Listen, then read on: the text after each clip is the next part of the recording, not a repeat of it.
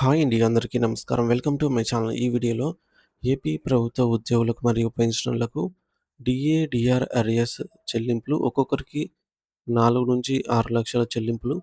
దీనికి సంబంధించిన పూర్తి వివరాలు ఈ వీడియోలో తెలుసుకుందాము. వీడియో అయితే ఎక్కడే గాని స్కిప్ చేయకుండా ఎండ్ వరకు చూసేయండి. అప్పుడు ఇన్ఫర్మేషన్ పూర్తిగా అర్థమవుతుంది. అలాగే వీడియో చూస్తున్న ప్రతి ఒక్కరు వీడియోకి లైక్ చేయండి ఫ్రెండ్స్. ఈ వీడియోని తోటి ఉద్యోగ, పెన్షనర్ మిత్రులతో అయితే షేర్ చేయండి. కొత్తగా మన ఛానల్ చూస్తున్న వారైతే సబ్స్క్రైబ్ చేసుకోండి. సబ్స్క్రైబ్ చేసుకోవడం వల్ల నేను చేసే ప్రతి ఒక్క వీడియో మీ వరకు రీచ్ అవుతుంది.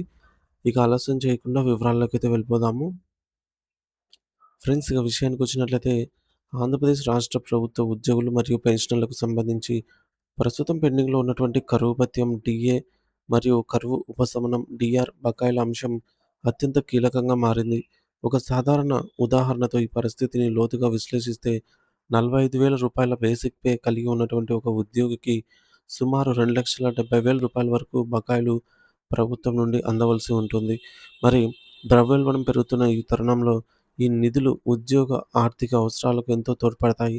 కానీ వివిధ కారణాల వల్ల ఈ చెల్లింపులు ఆలస్యమవుతూ వస్తున్నాయి. ఇప్పుడు ఈ బకాయిల వెనుక ఉన్నటువంటి పూర్తి గణాంకాలను ఏ ఏ కాలానికి సంబంధించి ఎంత మొత్తంలో పెండింగ్‌లో ఉందో సవివరంగా తెలుసుకుందాము. ముఖ్యంగా గతంలో ఇప్పటికే కొన్ని విడతల డీఏలను ప్రభుత్వం ప్రకటించి వాటి బకాయిలను సర్దుబాటు చేయడం జరిగింది. ఇందులో ముఖ్యంగా 27.248% నుండి 30.392% పెంచబడినటువంటి డీఏ గురించి చెప్పుకోవాలి. ఇది జూలై 1, 2018 నుండి డిసెంబర్ 31, 2020 వరకు ఉన్న 30 నెలల కాలానికి సంబంధించిన బకాయి.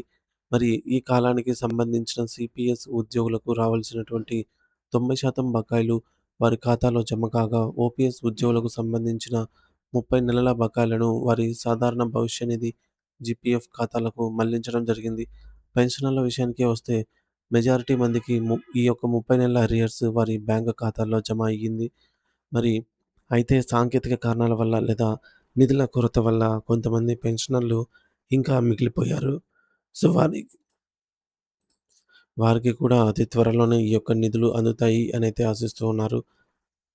మరి ఈ విడత ద్వారా ఉద్యోగి బేసిక్ పే ఆధారంగా 75,000 నుంచి రూ. 1,00,000 వద్ద వరకు లబ్ధి అయితే చేకూరింది. మరి దీని తర్వాత డీఏ శాతాన్ని 30.392% నుండి 33.536%కి పెంచడం జరిగింది. ఇది జనవరి 1, 2019 నుంచి జూన్ 30, 2021 వరకు ఉన్న మరో 30 నెలల సుదీర్ఘ కాలానికి వర్తిస్తుంది. ఈ కాలానికి సంబంధించిన బకాయిలను ఓపీఎస్ ఉద్యోగుల పీఎఫ్ ఖాతాల్లో జమ చేసినప్పటికీ సిపిఎస్ ఉద్యోగులకు కేవలం కొద్దిమందికి మాత్రమే నగదు రూపంలో చెల్లింపులైతే జరిగాయి.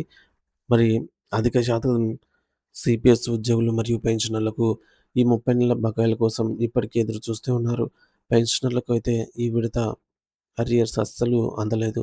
మరి సుమారుగా దీని విలువ చూసుకున్నట్లయితే వారికి ఒక్కొక్కరికి వారి వారి బేసిక్ పేని బట్టి రూ. 80,000 నుంచి రూ. 1,10,000 వరకు ఉంటుంది.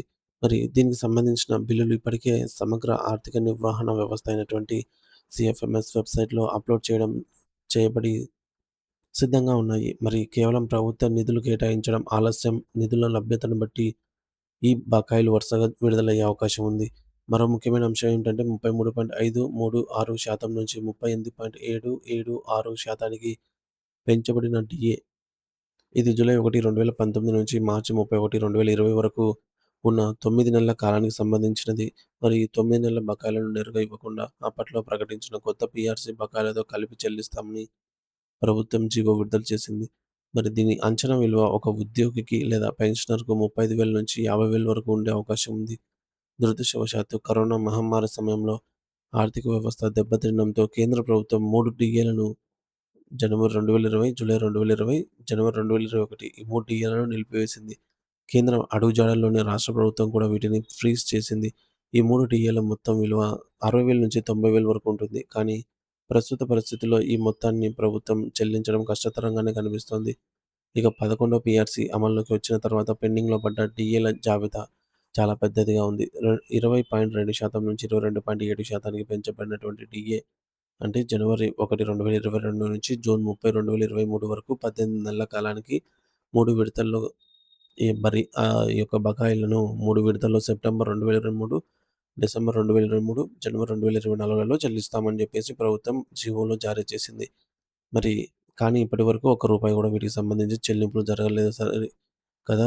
కనీసం బిల్లులు సబ్మిట్ చేయడానికి కూడా ఆప్షన్ అయితే అవైలబుల్‌లో లేదనమాట. ఎనేబుల్ కాలేదు.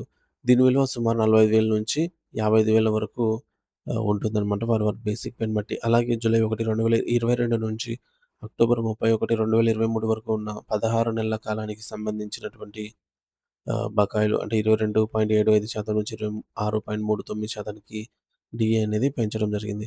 సో, వీటికి సంబంధించిన బకాయిలొచ్చేసి 50,000 నుంచి 60,000 వరకు ఉంటాయి. వారి బేసిక్ పేని బట్టి ఈ యొక్క అమౌంట్ ఉంటుందనమాట. వీటిని April, July, August, April, July, October 2024 సంవత్సరంలో చెల్లింపులు చేస్తామని చెప్పినప్పటికీ అవి కార్యరూపం అయితే దాల్చలేదు.